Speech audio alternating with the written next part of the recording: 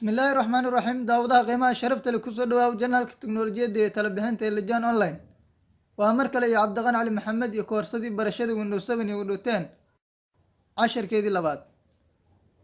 maanta waxaan qaadan doonaa sida loo qariyo faylasha ama fooldarada ku saaran shaashadaada daawasho wacan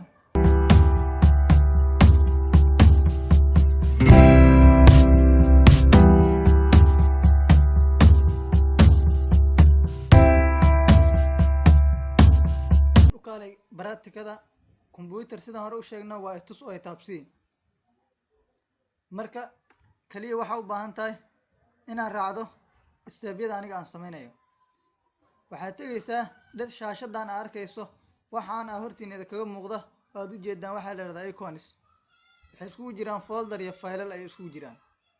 kaasoo kale waxa waaye folder kan oo kalena asagana wuxuu noqonayaa file kaasoo kale wuxuu noqonayaa file iyo folderna waxa weyn folderka waxaa lagu shuban karaa faylal badan marka aan raacno ujeedka oo ciwaankeenu ahay oo ahaa sida loo qariyo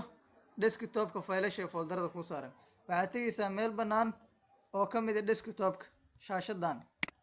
waxaad ku leedahay right clickna waan soo sheegnay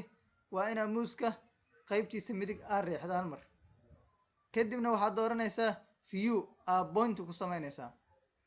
horey waan usoo qaadan casharadaas oo dhan point iyo right click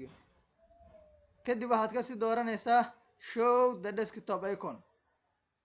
click bisa ku siinaysaa clickna waa left mouse inaad hal mar riixdo waad aragtaa umaleynaa way qarsoomeen wixii dhammaay oo shaashadaas saaran way qarsoomeen yalla ciwaankan waxa uu faa'iido leeyahay waxaa dhici karta inay kula joogaan xaafadda caruur waxaa laga yaabaa faylasha qaar haddii inta lagu dhifto ay furmaan inay wax ka bedbedelaan ayaa dhici karta marka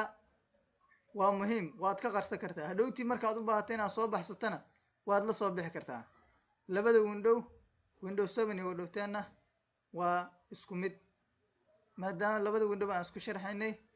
labadoodaba casharkan waa isku mid oo stepkan ayaa ku wada tegi kartaa marka waqti kale sii mayno inaa haddana sida aan usoo bixi lahayn ciwaanka ayay iska saaran tahay oo sida ula soo bixi lahayd isla wadadii ayaa maraydaa right click aad waxaa ku leedahay meel bannaan oo desktop ka mid ah kadibna view point ku sameynaysaa kadibna show the desktop icon ayaa leedahay waa iisi casharku maantay u diyaar garow casharada kale iyo koorsooyinka kale oo ka baxa lajaan online mar kasta iyo meel kasta